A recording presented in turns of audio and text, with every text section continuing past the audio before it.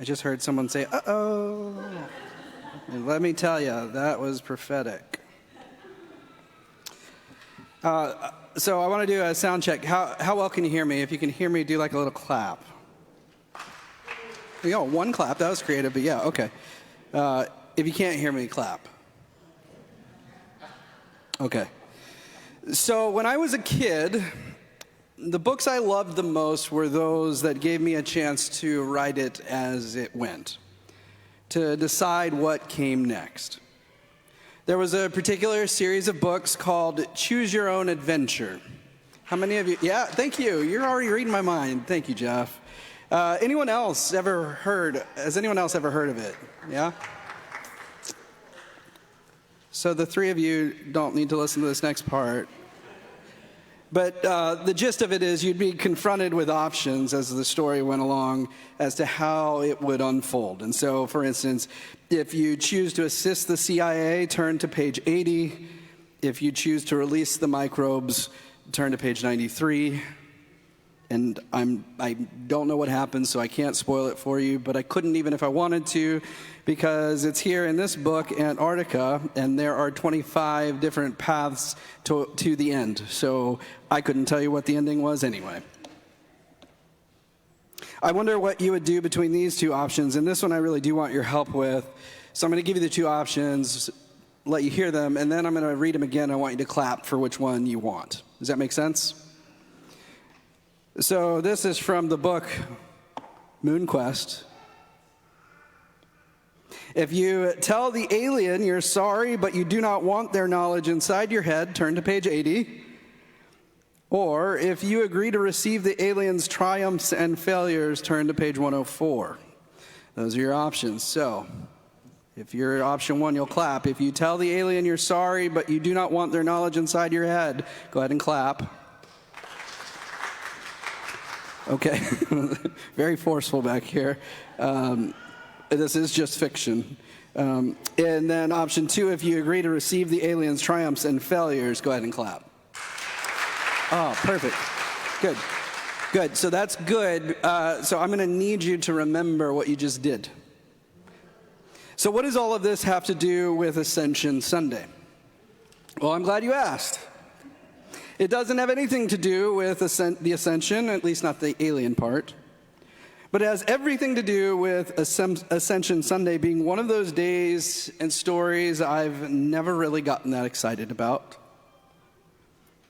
I know it was theologically important for the author and the earliest Christians, but it's always seemed a rather bland story to me, at least as far as stories go. If anything, it almost seems backwards, like hanging a picture of everyone as they're leaving your birthday party. Why are we celebrating God leaving us? So I thought that if I brought you into the writing process with me, maybe if we all stepped into the story together, we could come out the other side with a dash more wisdom, a dollop of togetherness that might just prove that this story isn't so bland after all. Which brings you to your first real choice. A, do you want to embark on this collective sermon writing adventure together? Or B, do you want the boring version that's already been decided for you? So option A, do you want to embark on this collective sermon writing adventure together this morning? Clap. And do you want the boring version that's decided for you? I think the yays for the first one have it. So let's get to it. And just a little note, when these books begin, there's a narrator that's going to set the stage for you. So that's what we're going to do here first. So a man has written a profoundly moving book, one that was so well received and circulated that he was drafted into writing a sequel. In his first book, the author Luke told the story of Jesus, his life, his teachings, his ministry, his death, and his resurrection.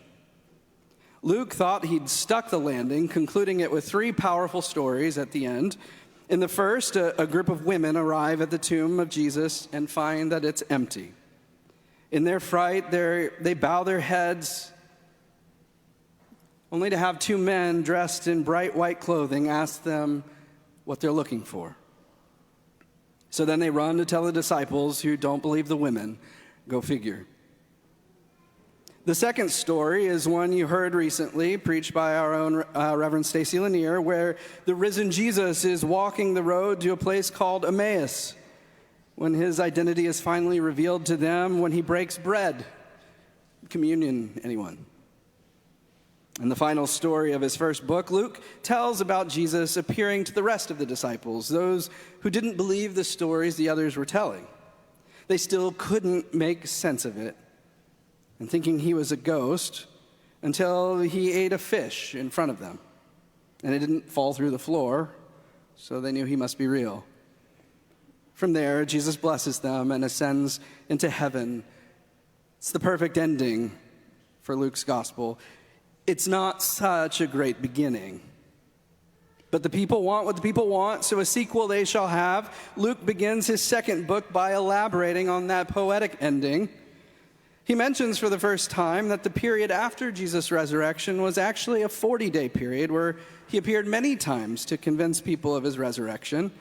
It sounds like gold for a spin-off, a third one if we want, but let's not get ahead of ourselves just yet.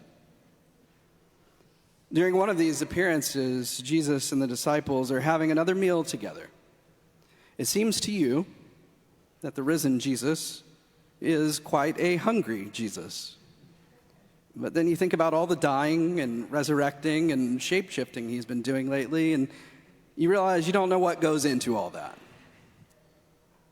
At this particular meal, Jesus gives an instruction. It's a little different than love your neighbor as yourself, which brings you to your first decision. A, do you want to hear Jesus' words from the perspective of Peter? Or B, do you want to hear it from the perspective of a disciple in the background? Go ahead and clap for A. Do you want to hear Jesus' words from the perspective of Peter? Nobody. Do you want to hear it from the perspective of the disciple in the background? And then the third option for those who didn't clap, I don't know what that is for you. I'm gonna want the involvement here. It's gonna keep you awake. So you have chosen another disciple's perspective. As the meal shifts from all the supernatural and paranormal questions, hey Jesus, so what am I thinking now? Jesus begins speaking about the kingdom of God again. He told them not to leave Jerusalem, but to wait for a promise from God. But wait, you realize he's doing it again. This is how he started talking just before he was killed. Are the religious elite in the Roman Empire going to get him again? James and John pipe up. Lord, are you going to restore the kingdom to Israel now? Of course, they'd ask about that. They're always thinking about kingdom politics. But I'm with them this time. After what the Romans did to Jesus, to John the Baptist, to so many people, can we finally be done with all of this now? Come to think of it, if they couldn't keep Jesus in the grave, what could they do to him this time around? Couldn't he just summon the death-defeating power to overthrow Caesar? Jesus doesn't strongly rebuke them, but he doesn't not either. He does his wily answer thing again, the kind that doesn't really make sense in the moment. He says, it isn't for you to know the times or seasons that God has set. Instead, just know that you'll receive power when the Holy Spirit has come upon you, and you will be my witnesses. Everyone looks at Peter. The sting must be real. Only a month ago, Peter denied Jesus 3 times. He's been a mess about it ever since, and rightly so. Even after Jesus blessed him, though. Surprisingly, a voice blurts out, hey, you were right, okay, when you said I'd deny you 3 times and I didn't believe you, but here's the thing. If you're now saying we're all going to testify about you to others, to publicly vouch for you, to proclaim who you are, then let me be the first to shout it out with all I have, you are the Christ. Peter jumps up. You can tell he's emphatic. As if this was the moment he'd been waiting for, Jesus stands up and walks outside, and you all follow him. And after you've climbed up a hill, Jesus turns and stretches out those scarred hands, and then he begins to levitate. A cloud surrounds him until he's vanished from the sky. You must now decide. A, do you want to experience this perspective from that of Mary Magdalene?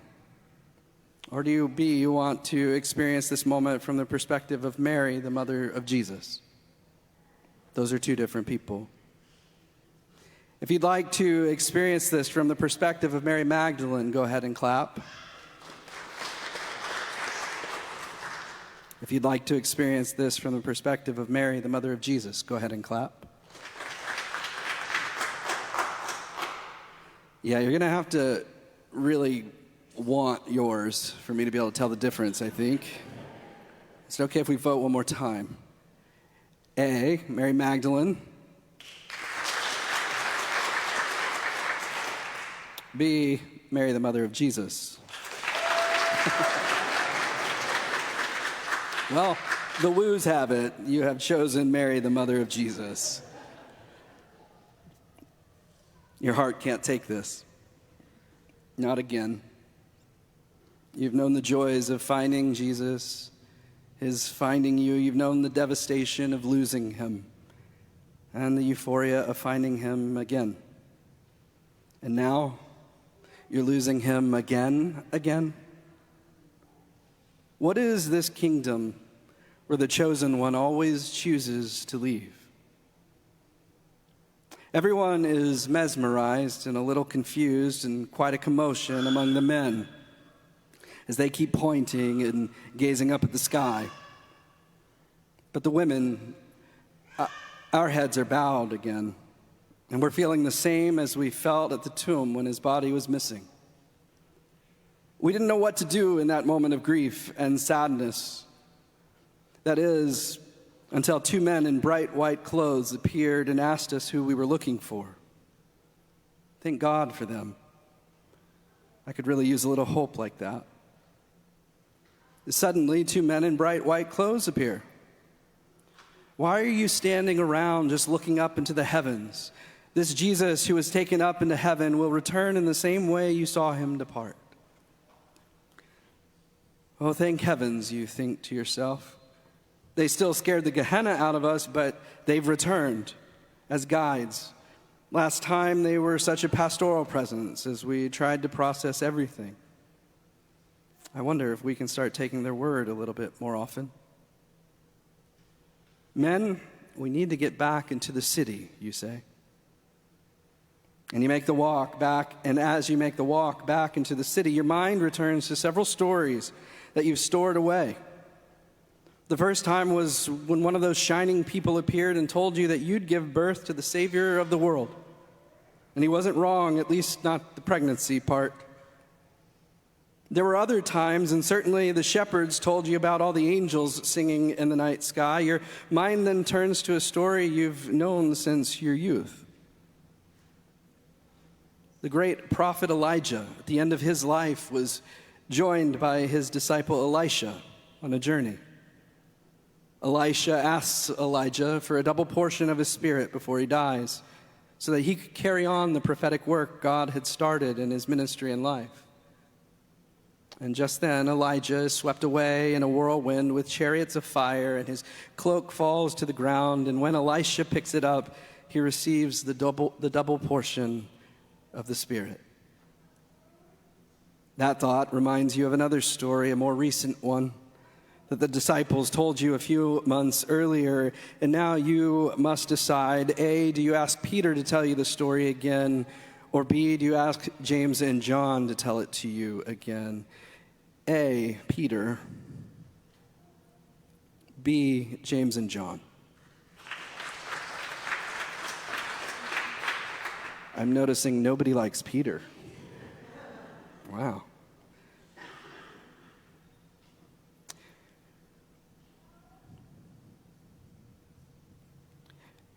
You go to James and John, and they stop dead in their tracks. "Jump in Jehoshaphat," they exclaim. Their minds start racing, and so do their words. "Oh, yes, of course. So we went up the mountain with Jesus, and he was off praying, and we gave him his space, dozed off like we're known to do sometimes. I mean, we're not rock climbers after all. We're fishermen. Focus, James. Keep going." Right, I mean, I'm just saying, but yeah, so all of a sudden we wake up startled because he's talking, but so are two other people. And no clue who they were at first, just all three of them are glowing, kind of like those two men we just saw in bright white, except brighter than that. And they pause. And we're all thinking it, but you just brush it off. "No, I don't think the two men in bright white were the same men from your story on that mountain, but keep going either way." James continues with John nearby. I mean, okay. Yeah, so come to find out it's Moses and Elijah right there with Jesus talking about God knows what. We wanted to eavesdrop, but also, is that sacrilegious of us to eavesdrop on God and God's prophets? The long story short, we offer to stay up there, build some shelter, try to be good hosts, Reminded me of that story of Abraham and his supernatural guests and how he hosted them. Don't worry, we would have come and gotten you if something had come of it. That's the story, you think. Another mountain with a cloud. Same for Moses and Elijah in their day. And then in that story that you just heard, even though James forgot to mention the cloud. And then today, another elevated place, a cloud, and Jesus supernaturally disappears, and two men are glowing. What does it all mean? I know everyone is confused. That same fear they had after Jesus was arrested is consuming them, and you're fighting that same urge, trying to trust what you've known all along in your heart. God is at work here somewhere. The men decide to gather everyone in the upper room. It's crowded with the Marys Magdalene and yourself, the mother of Jesus, with Jesus' brothers, the disciples sans Judas Iscariot, the rotten scoundrel, and a bunch of women who were also disciples but don't always get included. All of these people and a heaping dose of fear and anxiety and sadness. It's its own whirlwind, really.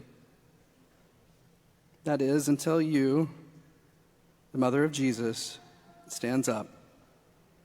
Women have their place in this world, but in this ragtag group of friends and family, people stop what they're doing and listen to you. Your voice is not as strong as it used to be, but your conviction has never been stronger.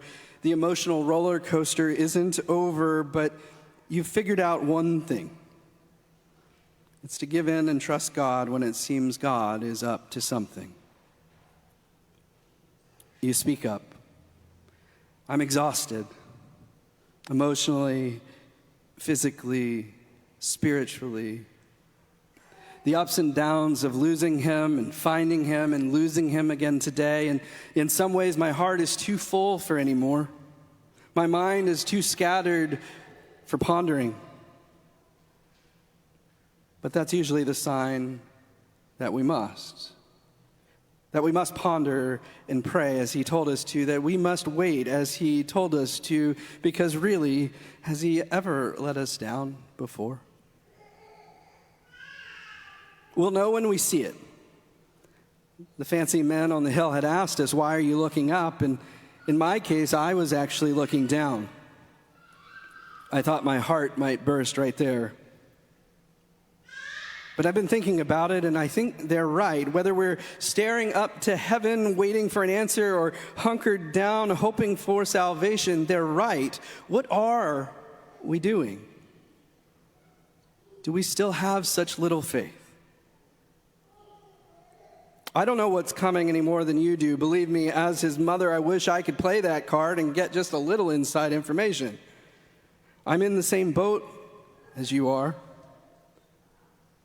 But I can tell you this. I'm starting to feel that stirring again. That stirring of another birth coming. I don't think I'm with child again, though Sarai as my witness, anything could happen with God. But But I think it's something else. This stirring feels busier, faster, like it's somehow contagious. And I don't know about you, but I'm starting to believe that maybe God didn't leave us after all. Maybe whatever is about to be born will end up with a double portion of Jesus' Spirit. Which leaves us with a final choice to make right here together before I sit down, you say. A, do you want to give in to your confusion and fear and go run and hide like we did when Jesus was arrested and executed? Or do you want to wait and see just what God might be up to in our midst? A, do you want to run and hide? B, do you want to wait and see just what God might be up to in our midst?